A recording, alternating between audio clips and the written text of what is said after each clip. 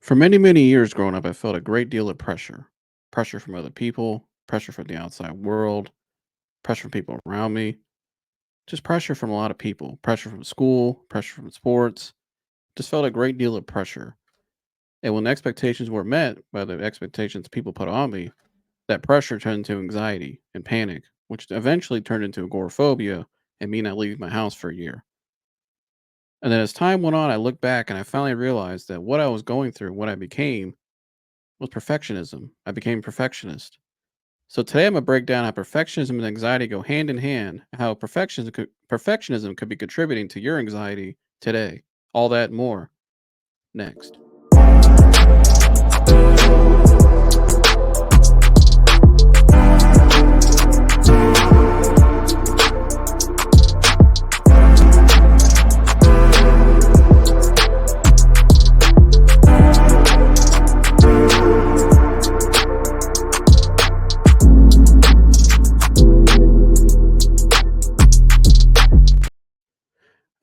Welcome back to the Real with Joseph Labin. I am Joseph Labin. Hope you guys having a great week, a good start to your week. Welcome on in. If you're new here, please subscribe for me. You haven't subscribed already, I'd really appreciate that. Help me fight the algorithms and grow my channel more.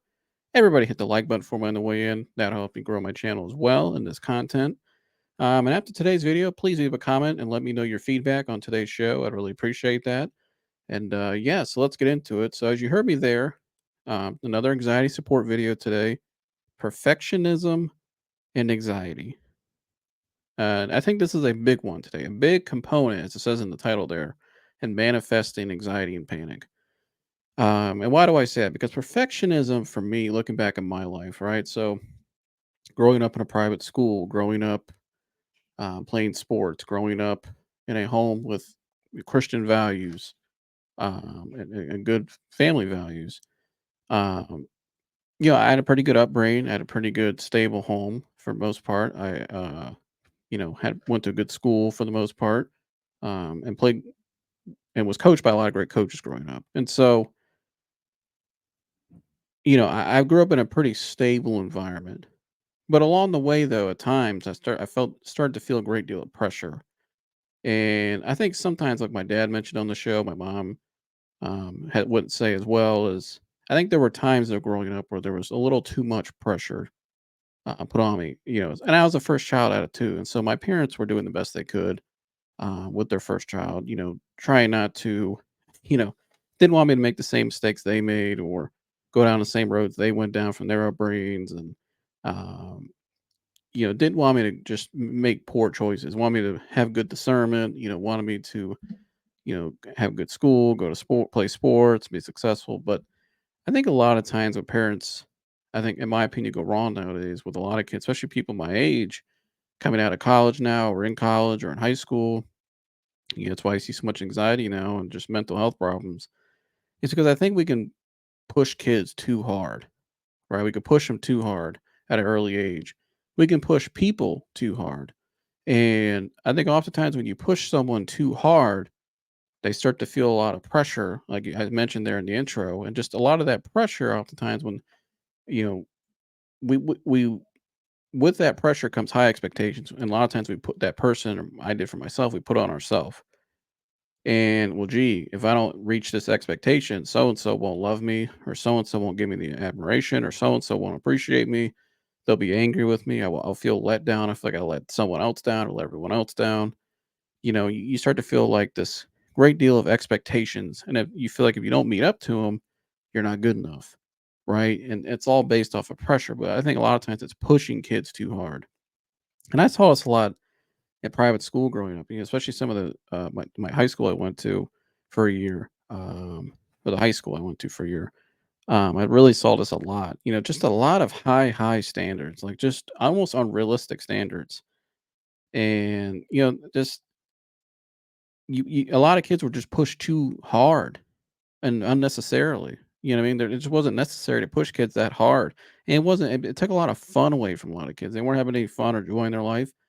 And a lot of those people today are young adults like me, and um, they're still kind of living the same life of just under this bubble, under this pressure. You know what I mean? Everything they do is has to go along with the get along with the community or with the family or with the church or with what the school, whatever, right? Everything they do has to be under this microscope and under this realm. And you're not allowed to go outside of that realm or else, you're abandoned from your family or community or, they don't, that person doesn't feel good enough or, a child even.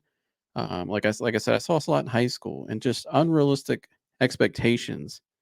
And I think what always got me too was with a lot of like coaches, especially at that school in particular, coaches and adults, and parents is they put all these expectations on the kid or on the child on the student to reach a certain way or even the athlete.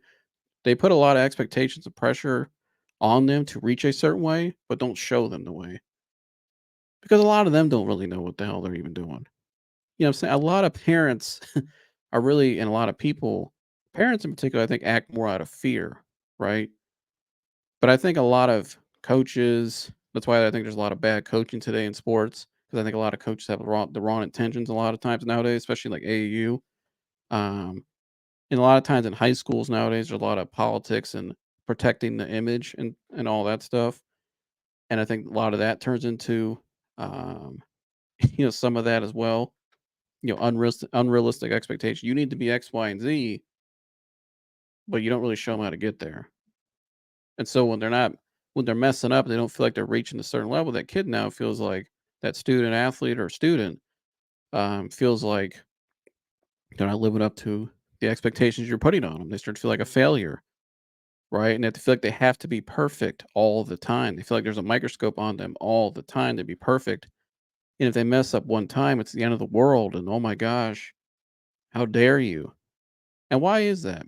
It's because of the adult's pride, the authority figure rather. It's their pride and their ego, right? It's their problem.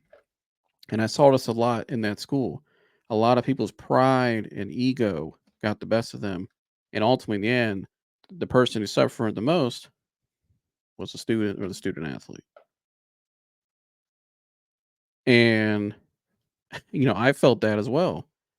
When I was in that school as a new student there, an outsider coming in, didn't really know. I knew a good amount of people there, but I didn't know like a lot of people there, like some other people did, like well, not people I see every week or known for years and all that stuff. So, um, you know, I remember walking in there though. It's just as a 15-year-old, or I think just turned 15 as a freshman, and just immediately feeling the pressure and the microscope put on me. It just felt like I had to conform.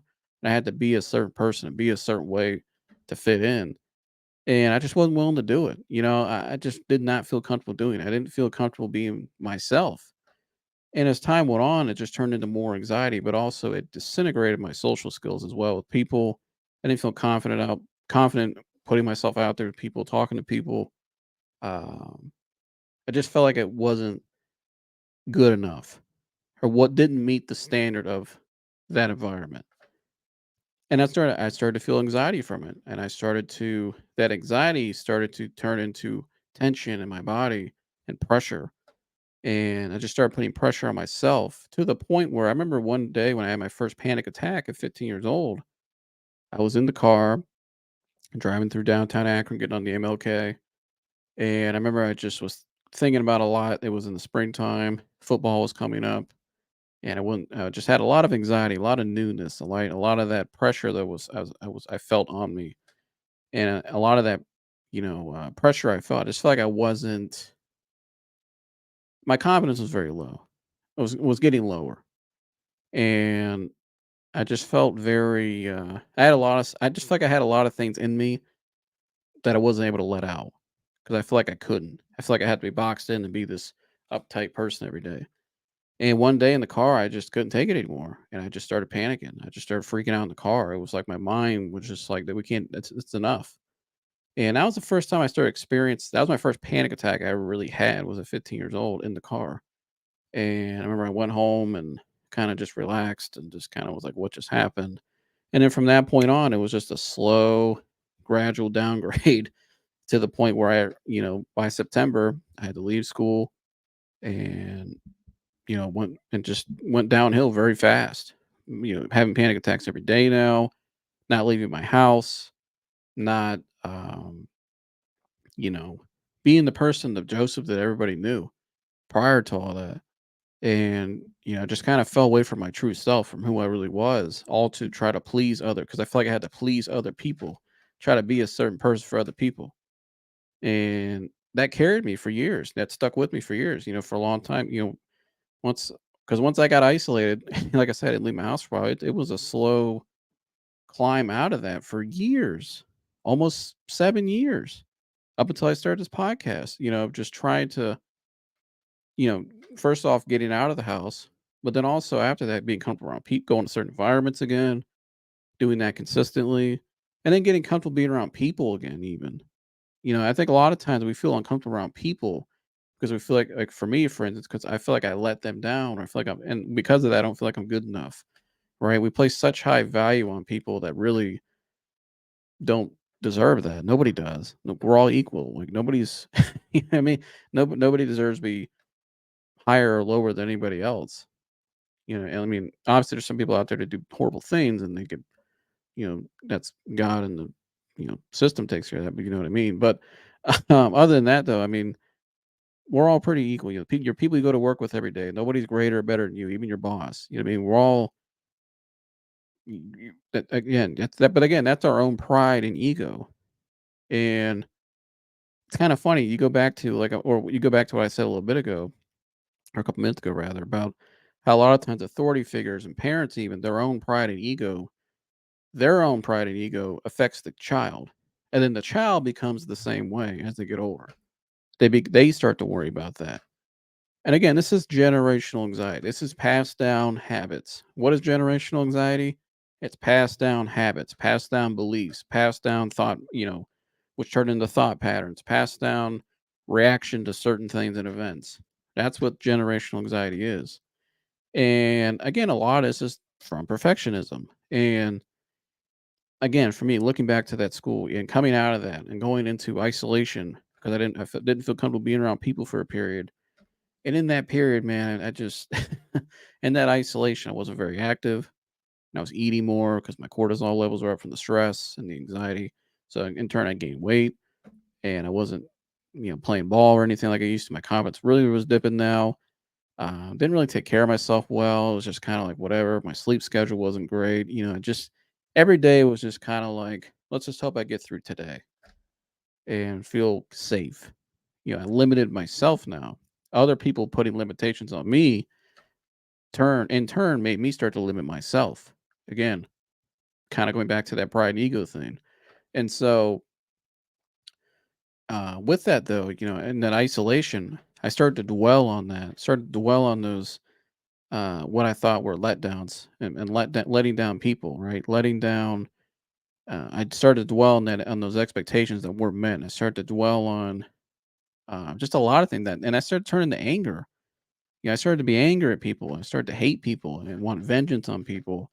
And I just feel like people let me down and people failed me, right? And as time went on, but I'm the one with all this going on for my situation. This eventually turned into I was not turned into it turned into me carrying other people's burdens now. I'm now wearing other people's burdens. I'm wearing that authority figure's pride and ego. I'm wearing that person's hypochondria.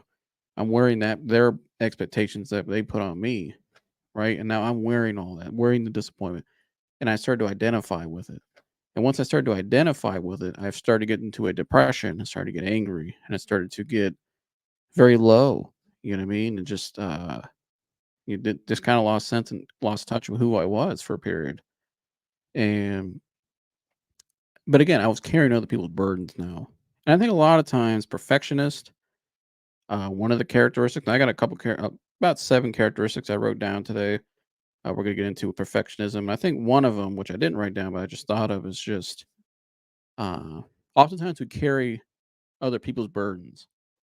We're a carrier of other people's burdens, and again, a lot of that I think is from things that were put on us. Right? We start to carry other people's burdens. And when you start to carry other people's burdens, you feel like you're responsible for them. You feel like you're responsible for healing everybody. You feel like you're responsible for helping everybody. But also at the same time, it puts pressure on you, right? It puts pressure on you because you feel like if you're not up to par, if you're not 100% A plus Joseph, then it's not good enough. You feel like you're gonna fail. You're gonna let people down around you. It's a fear of letting people down around us, right? And going in now to some of the characteristics about perfectionism, I think another characteristic of perfectionism, which I've already mentioned, is people pleaser. You turn into a people pleaser. Everything you do is to make sure other people are happy and to please other people, right? To make sure other people uh, accept you and love you. And a lot of times, though, that turns into fake love, though, because it's not very authentic if you're working in that realm. That could be anything, relationships, like a boy and a boyfriend, girlfriend kind of thing, work job, like a boss, coworker relationship, or parent and child, or whatever, any kind of relationship, right? It could turn into that.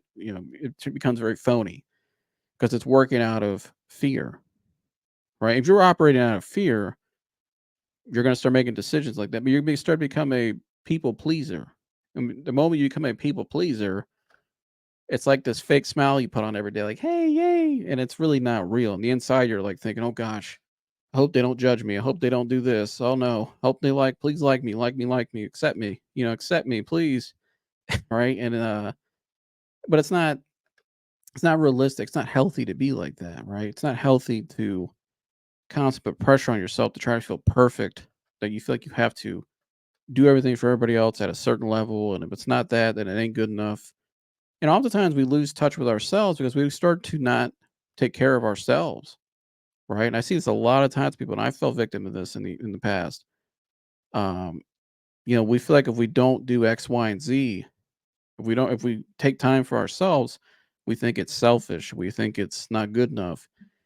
And a lot of times that could be due to the outside people. If you're in a relationship with somebody or somebody's putting pressure on you, um, whether a teacher or somebody or a coach or whoever's putting pressure on you, making you feel like that, then you probably should set a boundary with that person to begin with. And that person probably doesn't like you for who you really are to begin with, anyways. They only like you for either maybe money or for what you can do for them. A lot of times those are selfish people that will make you feel like that. But that's not very healthy long term for you. Um, yeah, really for you. I mean, for them, that's their loss. I mean, that's kind of sad. People are like that. But again, a lot of times we turn into that too because a lot of times, perfectionists, another characteristic is we fear losing control. Why do we fear losing control? Because it goes with another characteristic, unmet desires, right? So we have unmet desires, unmet thing. Maybe we were let down, something didn't go our way. Maybe a door closed in our life and we're upset about it. Maybe a relationship ended, or maybe we didn't get the job we want, or maybe we got in a little financial, a tough time financially, or whatever. Maybe we didn't get the promotion you wanted, whatever. We have it, right? You have an unmet desire. Maybe you're still single like me. Maybe you haven't met that person yet, but you're still patiently waiting, um, waiting on God, right? But at times there's struggles with that. You know, you, there's struggles with a lot of things sometimes, or you know, uh, things we struggle with as humans, right? We have unmet desires, but that turns into fear of losing control. It's a lot of times perfectionists feel like they have to prevent, they have to try to manipulate, they have to try to get out in front of things, they have to try to control things the way they want them to go, because they feel like if they lose control, they're going to lose out on that desire and what they really want. And a lot of that goes to, like, for me, looking back at my life, how I felt at 15 years old. I felt like I lost control, and I felt the people around me let me down. And so for years, up until probably last year, I became a control freak in certain things. I tried to manipulate, control things, and try to find the answers to everything, because I was still in fear of having the same result happen again in my life, right? Because I wasn't at peace with it yet. And so, and a lot of times that turns into self glorification, which is another characteristic.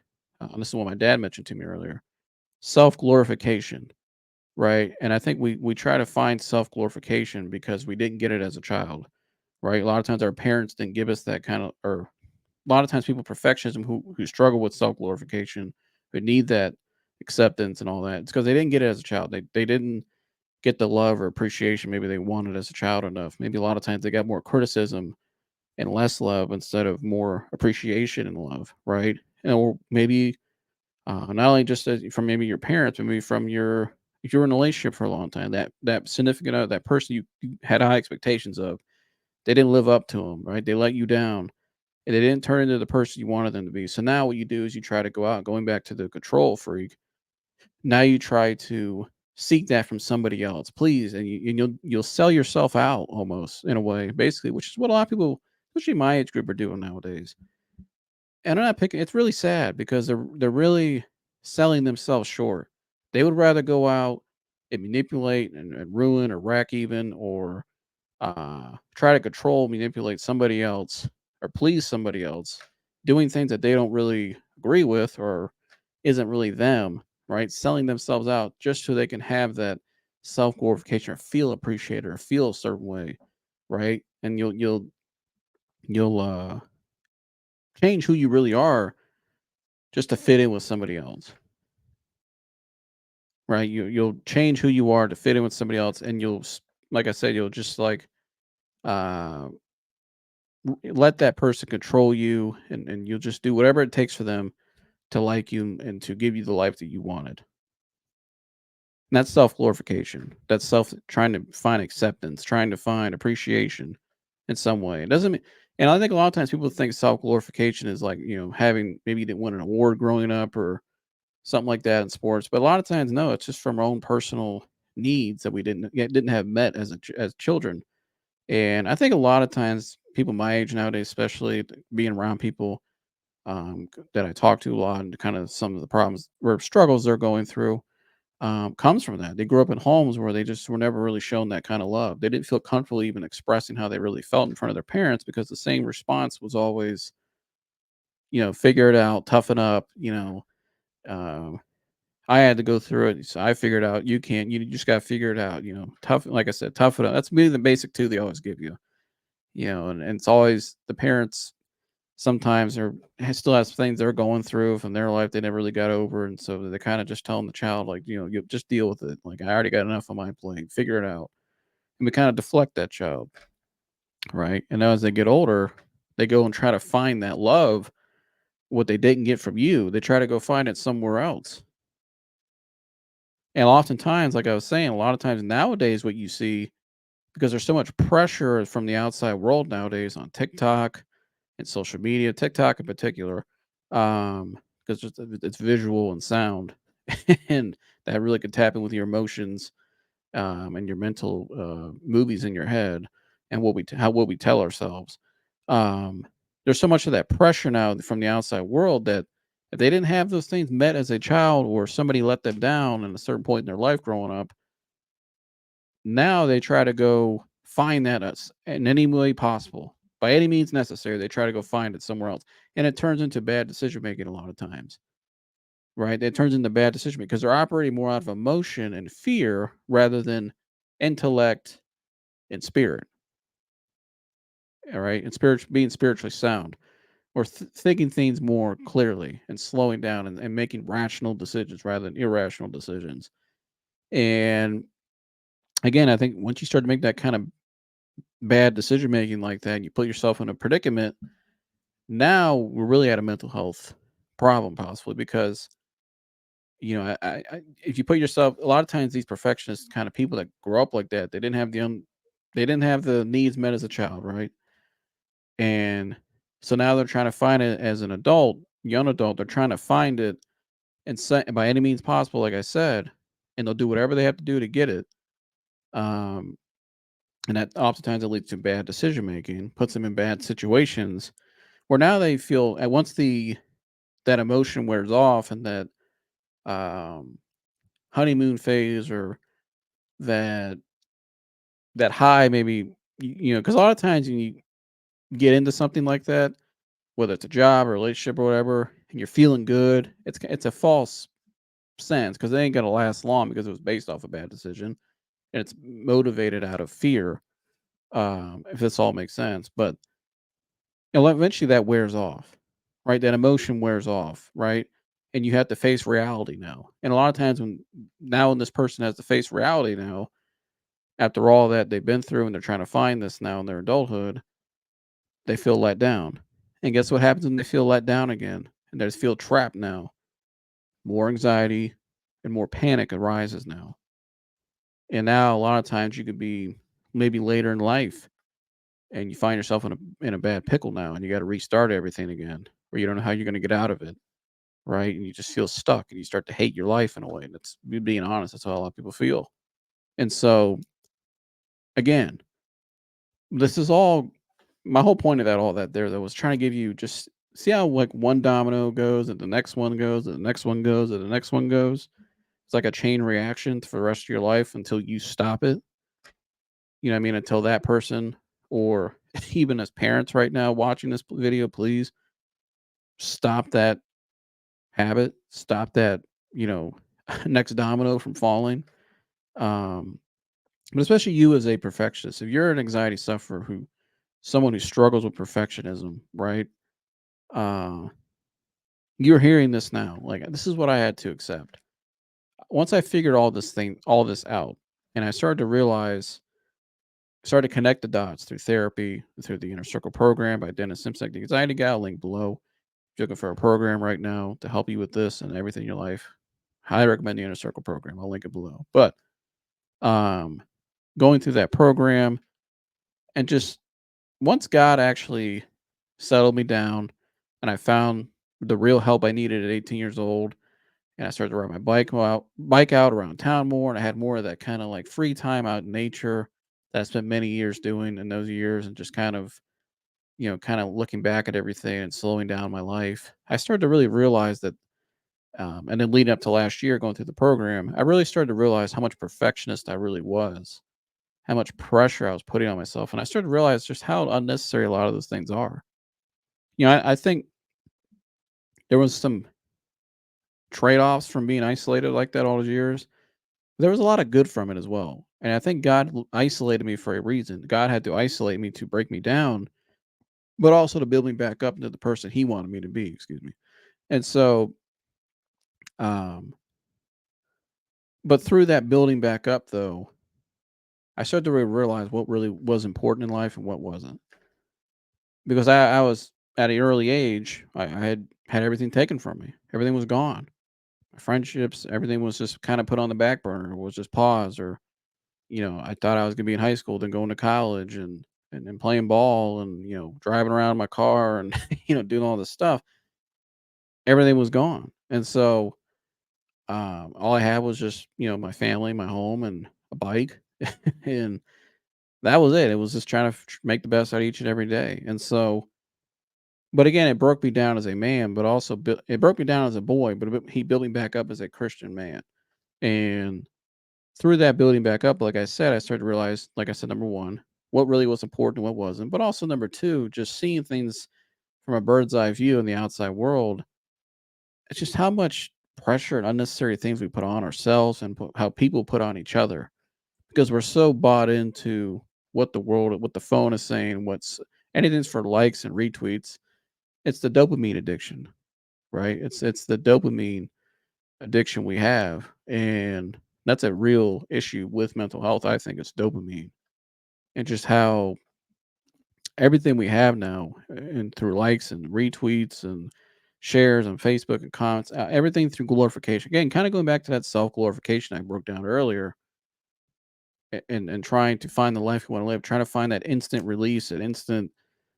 Everything's got to be instant right now, right? Everything's got to be microwave mentality. There's no let it think, no crock pot, no one enjoys the process anymore. Everything's got to be right now. Skip the process and get everything we need right now. All right. We try to buy life. We try to buy success, try to buy marriage. We try to buy the life we want to buy or then do whatever we got to do, like I said earlier, to get to it. That's what we're taught now to do. That's what the world says is acceptable now. Right. And so, again, with that comes, you know, a lot of that bad decision making. Um, but also just, everything, like I said, you have that instant mentality like that. You don't appreciate the process, but the process is more enjoyable and it's the true success in anything in life, going through the process. because you start to appreciate life in a different way. And the more you appreciate life, the more you start to realize that what's really important and what isn't. And that life really is that simple. Why would God put all this stuff on us like that? He didn't. God didn't make us to live like that. God didn't want us to live like, worry words and uh, have all these unrealistic expectations put on us and always worrying about. You think God wants you to worry about what other people constantly, constantly worry about what other people think of you in a negative way, right? Us, I mean, as Christians, if you're not a Christian, if you're not a believer, that's okay. But even anybody out there listening, whether you're a believer or you're not, does it really matter what other people think of you? You know what I mean? Does it really matter? Because to me, that's a dead end situation. You're never going to win because people are flawed. We're all flawed. We're all born flawed, right? We have flesh within us. So if you look at it like that, the only thing we can do is build ourselves and try to be, as a Christian, like for me, speaking for myself here, maybe this relates to you. If not, it's all good. Um, I want to be more like Christ each and every day. Each and every day, I want God to build work within me, the Holy Spirit work within me to be more Christ-like each and every day. And through that, allow Him to shine His light. Yes, I make mistakes. Yes, I maybe at times look flawed, or I don't know. I'm not perfect. Furthest from it. But I know, as long as I build upon that foundation and build upon those daily habits, and through prayer and through reading Scripture, which I need, we all need to do better of at times, and I need to be better of at times. Christ-like character works and shines through me because I haven't. The seed is in me. I gave my life to Christ. I belong to Christ, right? And so, but again, even if you don't believe in God, just trying to build on yourself each and every day, becoming a better person each and every day, and becoming the person you want to be. In turn, the universe, people, your vibe will attract your tribe, right? People will attract to you. That you know what I mean. That naturally, that's just how it goes. And so, again, there's no need to really worry about what other people think. And so, three things that really helped me let go of my perfectionism that I still practice now and I have to remind myself at times is number one, loosen up. Point blank and simple. Just loosen up. Loosen up. Loosen up the way the expectations you put on yourself. Not saying don't have expectations are great. I think expectations, and especially maybe having with relationships and boundaries, or maybe having standards for yourself, is very good. We should want to strive to be the best in what we do and try to be the best we can be. But again, loosen up a little bit, because oftentimes, if you focus so much on the end goal and you focus so much on trying to, if you become so narrow minded in the process, it's not going to work, because it's like a pot that's going to boil. And if it gets too much pressure, it's going to burst, or it's going to blow up, right? It's just too much, too much, too much pressure, boiling. And so, loosen up a little bit, right? And I think a lot of times you look at some of the great athletes in sports growing up, Michael Jordan right there in the jersey right there, Joe Montana and some of his stories, and game winning drives in Super Bowls. They felt very loose. And why did they feel very loose? And which is why they were so great? Because they practiced. They believed in what they practiced, number one, but also it just was what it was. Like Michael Jordan said, if I make the shot, great. If I don't, I can't remember the exact quote, but he said it, he's missed more shots than he's made, but he'll live with the results. You know what I mean? Because he trusts in himself, he trusts in the work he's put in, and he trusts the process. And he appreciated the process as well, especially being cut his junior year of high school. And there's a lot of other great athletes that will tell you the same thing. And so that'd be my first one, is to loosen up, especially mind and body. Loosen up. Remember, your body's the last thing to catch up on everything. Because your body, oftentimes, people perfectionists, we can find ourselves in fight or flight a lot, because we're constantly aware of what's going on, and who we have to please, and the perfectionism is always running. That radar is always running through us. So remember, when you start to loosen up and let go, your body's the last thing to catch up. And the second thing I would say is, have realistic expectations, and with that, be present. Have realistic expectations. You know what I mean? You can't get from point A to point Z overnight. Nobody can. Right? It's like when my team won a national championship in 2012, which is why I put the medal. on the screen there, why it's behind me. It's because that team symbolizes more than just it's beyond the championship. And it impacted my life, and any of my teammates watching right now, they would all tell you as well. It impacted all of our lives and the parents and everybody involved forever because it was a very unique and special season we went through that year in 2012. But we didn't get from point A to winning the national championship in the Midwest at the end of the year overnight. It was a long, hard process that we went through. There was a lot of ups and a lot of downs, and a lot of things that went on. Our first game of that season, we actually got blown out because we didn't know how to play with each other. We were more talented than the team we played. The team we played, we beat them every year, but it was our first game together, and we just had too much things we didn't know how to play with each other yet, and the coaches didn't know how to coach with each other. We had way too much going on, and it just affected our play because we didn't know. It's like the '92 Dream Team, the Olympic Dream Team. Their first scrimmage, first game they ever played assembled was against the collegiates. They got ran off the floor, and they had Michael Jordan, Magic Johnson, Larry Bird, Charles Barkley, had all those guys, Scottie Pippen, and they got ran off the floor by collegiates because they didn't know how to play with each other. But they had to figure it out. And it was the same thing for our team. It was a process. But by the end of that season, when we started to finally hit our stride, we found our identity. We knew who we were, and this is our style of play, and we didn't feel like anybody could beat us. It translated. We appreciated the process as well. What we had to go through. We became very humbled as a team, but we also had an attitude, an edge, and a swagger, and a confidence as well, which helped us achieve our main goal, and we achieved it. And so, again, have realistic expectations, though. Take smaller steps to your bigger goals, right? And a lot of times, too, spiritually speaking, again, we can control right now, and do the best we can do each and every day, and allow God to take care of supernaturally to take care of the rest and the things we can't handle, that we can't control, because we don't control a lot of things, if anything, right? And that's a good way to look at it, a healthy balance. Do what you can do now and the things you can do to help yourself each and every day, but also trust and have faith in the spiritual realm and the supernatural, that he will take care of the rest, like he says in his word. And so a lot of times it's having faith as well with those realistic expectations.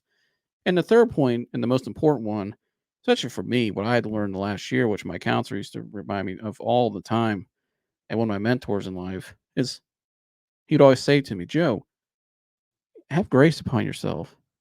Like, relax. If you make a mistake, it's okay.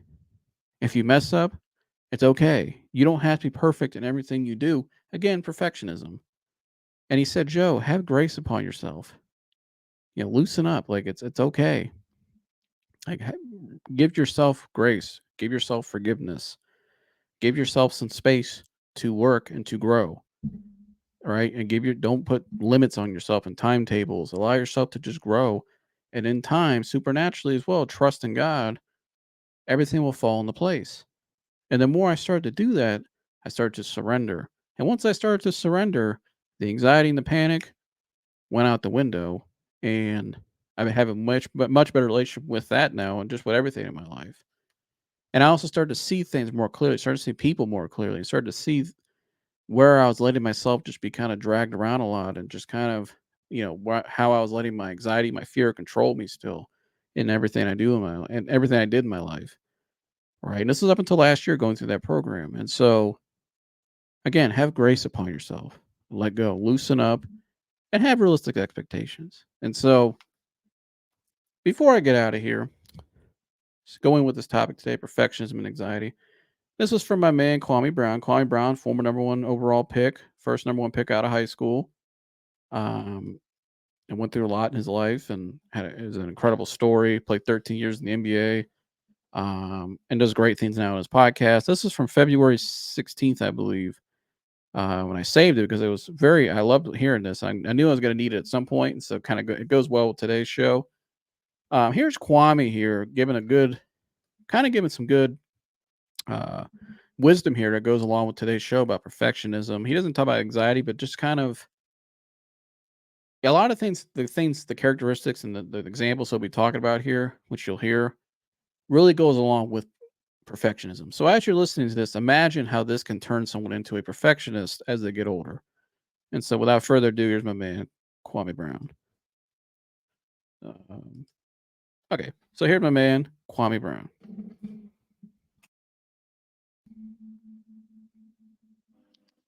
If you don't agree with me, you a problem. And for you having your own thoughts and nobody can't tell you nothing, you narcissistic. It's like, no, what are you nuts? I'm the one got to go to this school, so I'm gonna be the one to make a decision in this school. How many children only went to school because their daddy told them that's where they went? How many kids went to school because their mama, that was their alma mater? A lot of these parents are training their kids just to do what they did because it worked for them and it was safe. You boxing your kid in already. I don't want my kid to do what I did just because I did it. He might can't fit in these shoes. I don't want my son to go whatever route that I took. If he chooses to go that route, that's because he saw my stump and he said, I can handle that now that I've seen you go through it. But if he's not there to see it, I want him to follow his own footsteps along with my guidance when he's needing it. Because for him to become a man, he's going to have to go through things on his own. But we do that to our kids all the time. I think that's very limited. My baby mama had my daughter elementary school picked out, high school picked out, damn near college picked out before she even, and line of work picked out before she was born. And I'm like, what the fuck? How do you know she gonna want to do that? And then they start, I see how they want to do it because they start introducing things and showing things to them early. And it's like, oh, okay, you can train a kid to want to do anything. And that's why they after our kids. So that's my man Kwame Brown. Shout out to Kwame Brown Bus Life. Go subscribe. If you, especially for young men like myself, I think it's a great guy to listen to every day for some wisdom and advice. Um, but yeah, I love everything he said there. It kind of goes along with a lot of things I was saying today. He's talking about there trying to plan out a kid's life basically, and I like what he said too. That maybe his son couldn't fit in his shoes and do the same things he did. Right, and I think that's how we should all be, even not just as parents with their children, but also just people in general with each other. Not everybody can do the same things we can do.